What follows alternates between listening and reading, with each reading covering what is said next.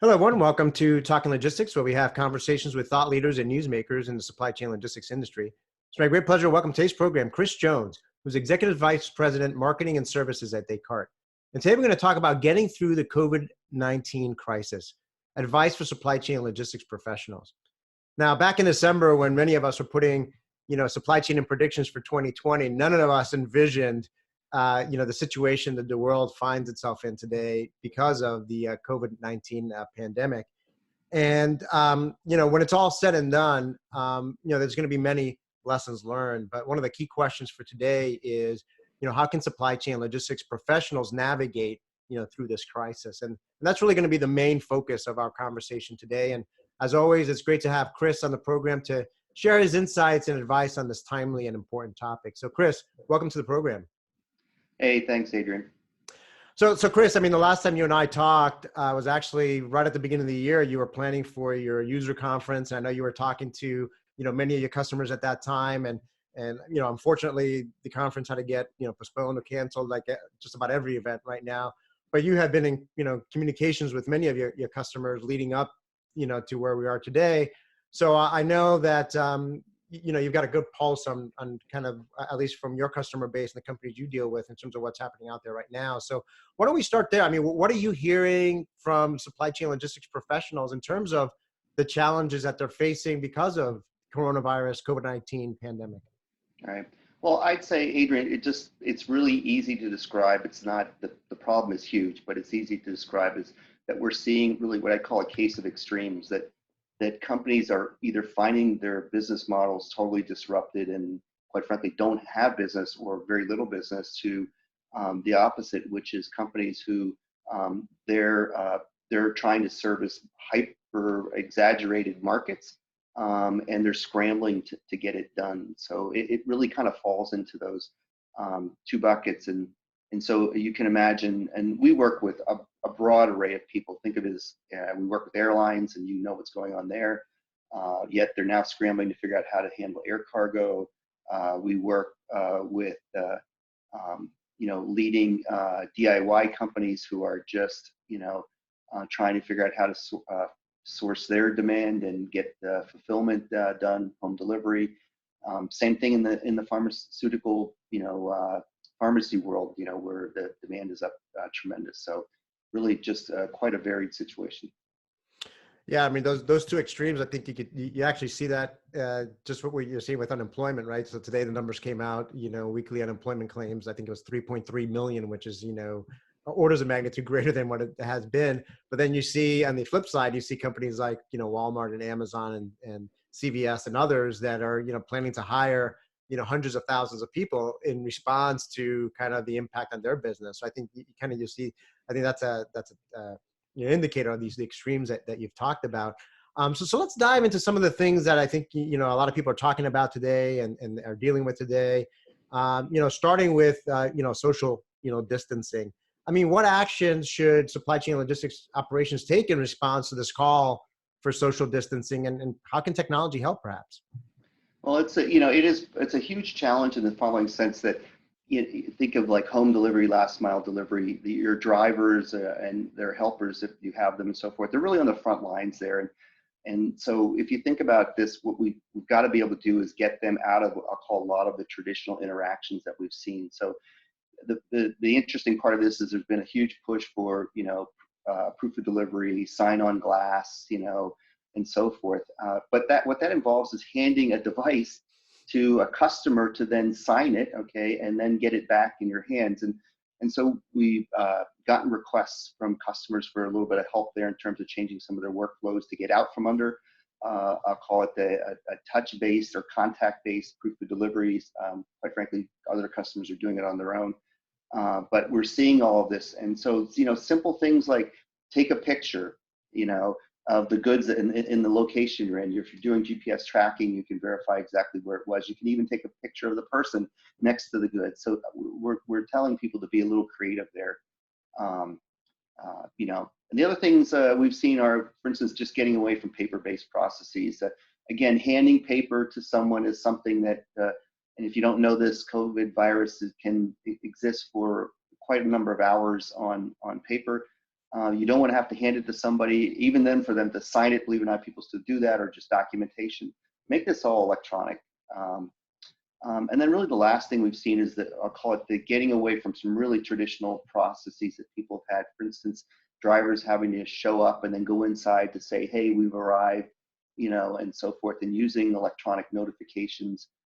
And this doesn't matter whether you have a fleet or using commercial vehicles. There's GPS technology now that can track all of that. And if you will, minimize the amount of time that the driver actually has to interface with either the people on the end of a pickup or a delivery.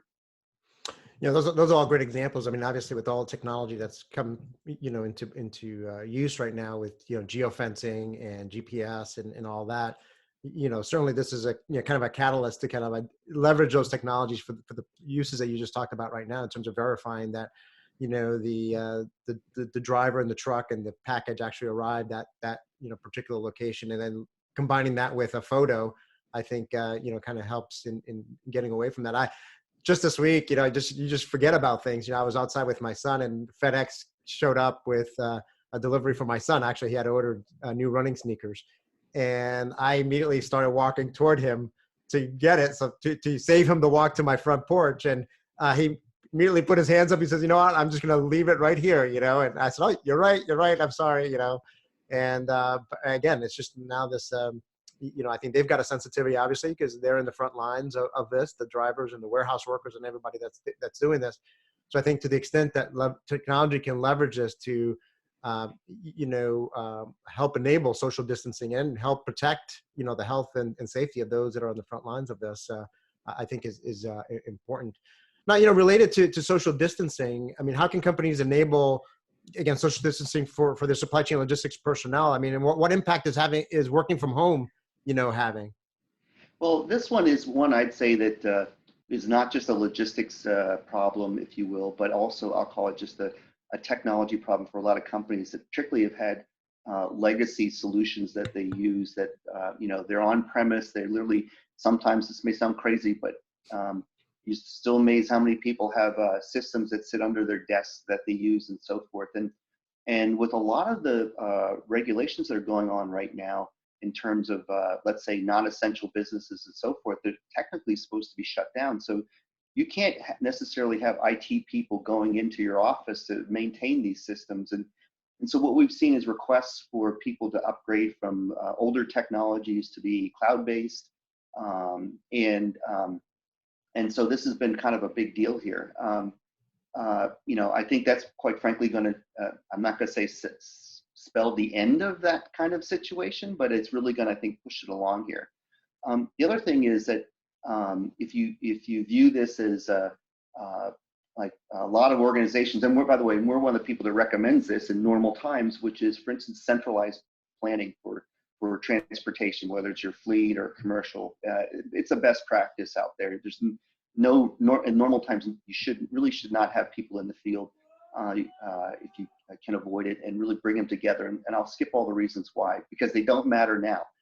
So now what's happened is you have really distributed environments again.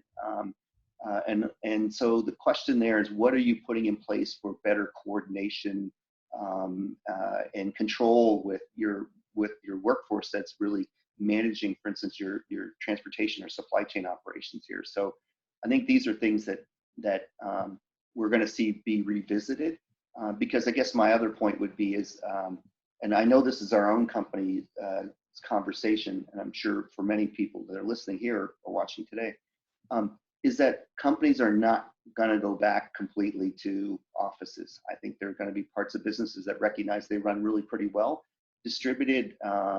People actually, in a lot of cases, may not want their 45-minute killer commute and would love to be able to work from home. And so I think we're going to see this as a changing level set. So systems and how they help people conduct the work, not just what the work is, but conduct it on a distributed basis, is going to be a big deal.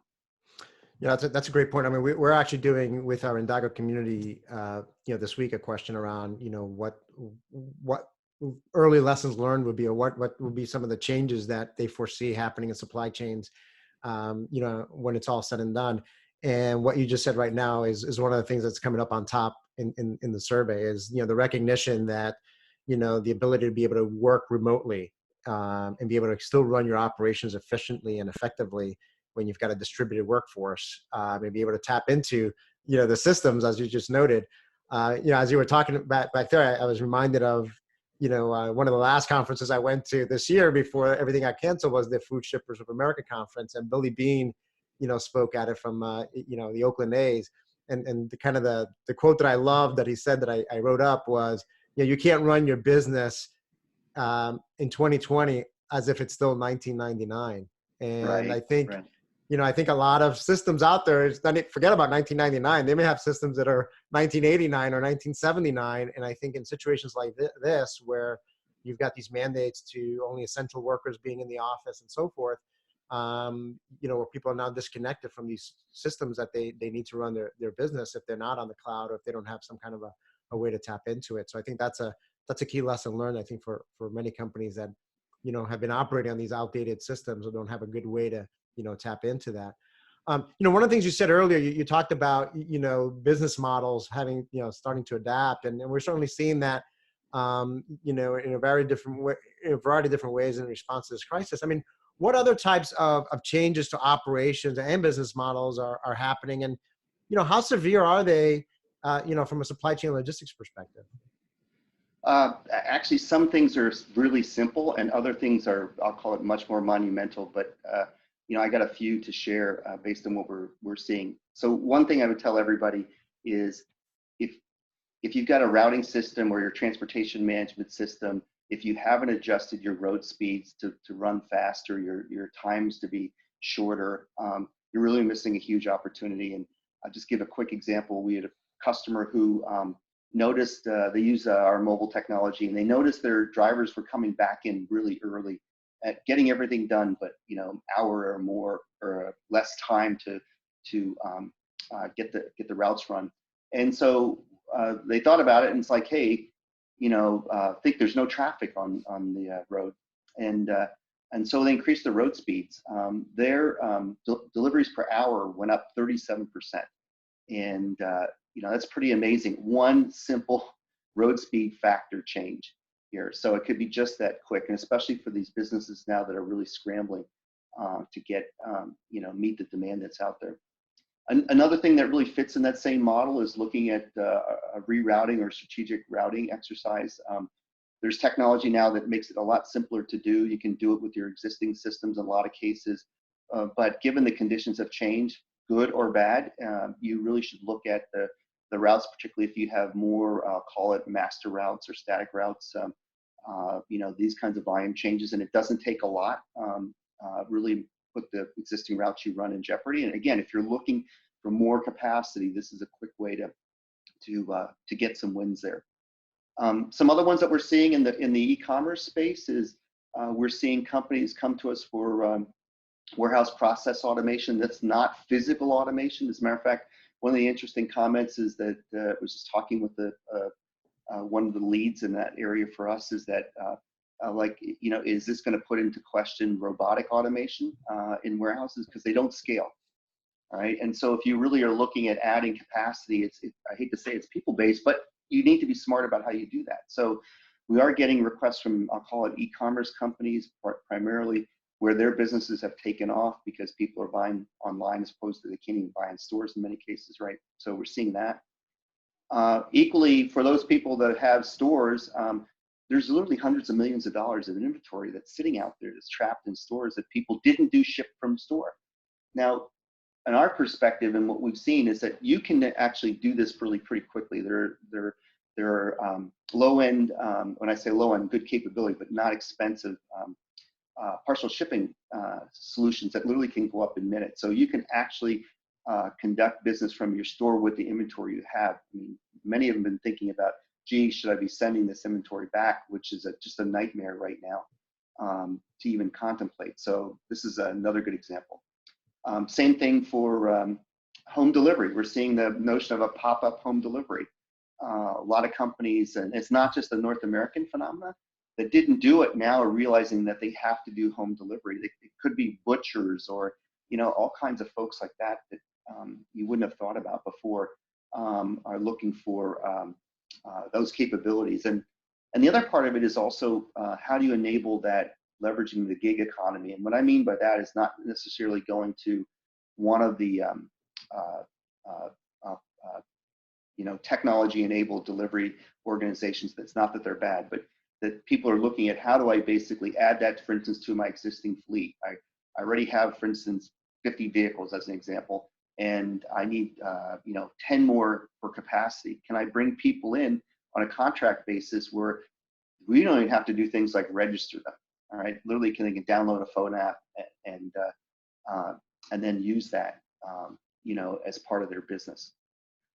One thing I did want to talk about just for a second, and something that we're trying to do to help some of our customers out there, is that we operate the technology that really is that enables a network, a nationwide network, as a matter of fact, of pool distributors. All right, and these folks have traditionally done most of their business in retail, especially retail, which is, as you know, largely shut down.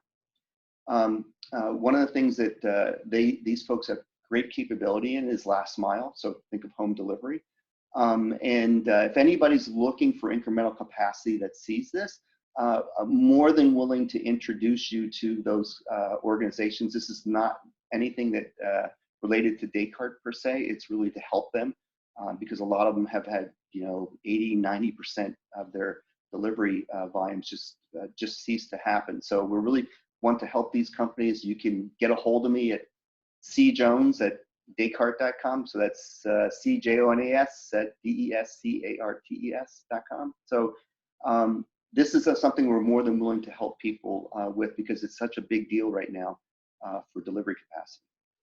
That's great. And I think, I think one of the positives that comes out of this, and you just gave an example there, is, and I see this all on LinkedIn and Twitter and everything else, where people across the logistics community looking to help each other out in ways that, to benefit each other, whether it's, drivers, whether it's logistics providers that are, like you just said right now, that, a big part of their business is gone because of the shutdowns, but they've got operations and technology and people and so forth that they can lend their expertise and capabilities in other areas. I think being able to, lend that helping hand, I think is important. And all the other examples, I mean, as you were talking and giving all those examples, as challenging as everything is right now, on the flip side, you kind of recognize that, we are at a time where, technology exists, business models exist, and so forth that didn't exist 10 years ago, 15 years ago, 20 years ago, that is helping us at least dampen the impact somewhat. Because if this had happened 20 years ago to this extent, our ability to respond would have been much more limited than it is today because of, where we are with technology. And on the traffic front, I hear you. I mean, I listen to the traffic report every morning, and here in the Boston area, as you know very well, Chris, it's bumper to bumper every morning. And now it's like the weatherman in Arizona. Every day is beautiful there. Now here it's speed limit across all the roads heading into Boston because everyone's at home right now. Kind of shifting gears a little bit. I mean, one of the first shocks that companies experienced, as a result of this, crisis was, supply disruptions from China, when that country was essentially shut down, for a number of weeks. And, so therefore finding, alternate sources of supply has been a challenge and a priority for many companies. Any advice or recommendations when it comes to supplier sourcing? Yeah, there's, I guess this is a crazy situation now. And at your point, China took a pretty big hit. It's interesting how quickly they're coming back online. It's still going to be a bumpy ride for a little while. There's like a huge imbalance in containers right now. And, and plus they've done some things around quarantining that's going to slow down distribution. But if you think about what's happening is that they're coming up, but yet you have places now, take some extremes like Italy, that have gone into lockdown, have been now for a couple of weeks. Spain's in a similar situation. The UK just went and did that. So what we're going to see is just really a movement of capacity issues. And so for a lot of people, the way to think about this is that they know their supply chain, right? And then in some cases, there's very few supply sources, so you really can say maybe the industry, right? But for a lot of companies, they really actually don't know all of the suppliers that exist for the kinds of products that they make, right? And what we have seen, and there are technologies out there that basically capture global trade, all right? And the idea behind that is, think of the movement of goods and having to file manifests and so forth between countries, and a lot of that data is actually publicly available. It's amazing, matter of fact, how much that's publicly available. So what in essence you can do is you can find out trade flows between countries. It has, for instance, where they were produced, who produced them, where they went, and so forth. And so there's a lot of things that you can do to discover alternate sources that exist. All right. So it's not even just a question of like who else is making what I need that's already shipping into the U.S. But there's a lot of cases where those similar things that you need, okay, are being manufactured and shipped around the globe, but not into the U.S. So there are alternate supply sources that exist, and so with these global trade intelligence solutions, you can really pretty quickly drill down into into that universe, and that's the way to think about it. It's not a supply chain; it's the universe, okay, and find these other sources. Now, there's two other pieces to this that we think are very important these days. One of them is you need to then now say, okay, hey, I have options out there, but what are the tariffs associated with those options, all right? And then the other part of that is, is this someone I can actually do business with? With the restricted party activity that's going on, especially with the U.S. government, and be honest with you, a lot of other governments as well. You have to make sure that you can work with somebody who is not on a government sanctioned list. So this is kind of a big deal. Now, what's interesting and something that we're doing as part of this whole process is, and I'll just give the example. So if you look at the last 2 years, okay, with the trade tariffs that have gone on between the U.S. and China, all right, there has already started to be movement of manufacturing out of China because of this, all right? People are looking for lower, duties. They don't want to pay this incremental 25% as an example. And quite frankly, a lot of companies have woken up to, I'll call it, being sole source, single sourced, or single country even. So just as a simple example, I can tell you that over the last 2 years that in the area of furniture, that there's been a shift from China into countries like Vietnam. And Vietnam's capacity in the last 2 years, what they're actually shipping in furniture, is up 30%. So you actually have new suppliers coming online because of that. This is what we're going to see with COVID-19, right? The other part that we're also going to see is, because as I mentioned earlier, it's moving around the globe, is we're going to see this trade or supply issue, I'll call it travel, just like COVID-19 is traveling, right? And so what we really recommend is that companies keep an eye on those volumes and so forth. Look at the countries that they're sourcing from in terms of what's happening there. I'm sure most people are really on top of this. What they usually don't know is, where else can I go? And we think that's a huge opportunity to help people. Yeah, great examples there. I mean, I think going back to kind of this whole supplier discovery, aspect of it, I think that's a great, case study or example of business intelligence and analytics, kind of leveraging, aggregating all that data that exists out there, and then being able to put that in a format and a capability to quickly, at least more quickly than ever, right, be able to, understand these trade flows and understand where potentially you can find these sources of supply. And I'm glad you mentioned, compliance, because it's one thing to find the supplier. It's another thing to, know whether you can actually do business with them, whether they're in a whether they're a restricted party or they're a country that we might have, some sanctions with or so forth. So I think all of that together, I think is critically important. Well, Chris, I mean, as a way to wrap up, I mean, certainly things are going to continue to develop and evolve, in the days and weeks ahead, and perhaps even months and years ahead as a result of this. But what do supply chain and logistics professionals keep in mind as they continue to navigate through this crisis? Well, been using the word recently, pivot. People talk about flexibility, but flexibility isn't about being fundamental in changing what they're doing. And so a lot of things we're talking about or what companies are facing is pivoting their businesses, right? But from a logistics technology or your supply chain technology, both the end user and IT perspective, I think there's a couple things that really need to happen here. And where we're focusing as a company is, I'll call it, where can we make a difference quickly? Excuse me. And we think that's how the professionals in our business should be really focusing. And I'm sure that's what their leaders are saying. But the traditional, I'll call it, buying, implementing, you name it, processes, they need to really get changed here. A lot of people have very elaborate, and this is both business and IT, processes for making changes. And I'm not just talking about having to buy technology, but say, hey, we're going to do something differently. They really need to go out the window at this point in time. It's more along the lines of what can we do where we can make a difference here quickly, as I mentioned. Now, so the other key part of it that we would say is that another challenge that we traditionally see is that real focus on being complete. I need to have everything. Well, that's not going to work here. And that's both in feature function, if you will, okay?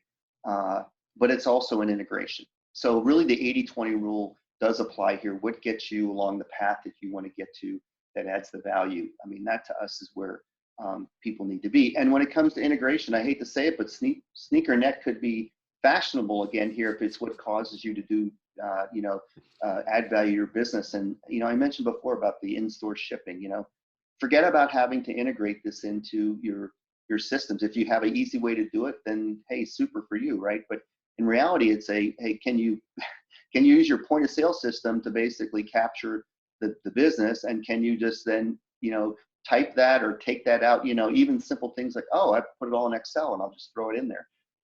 It's not elegant, okay, but it's incredibly effective. And in these times, that's really what matters. You can come back later and decide that you want to really kind of tighten things up and make them more perfect. But, you've got to, it's about getting it and getting it done quickly right now is really what matters. Yeah, no, I agree. The speed versus perfection, type of trade-off. And I think you're right. I mean, I think in normal times, we do have the luxury of time, and there's little or no risk out there.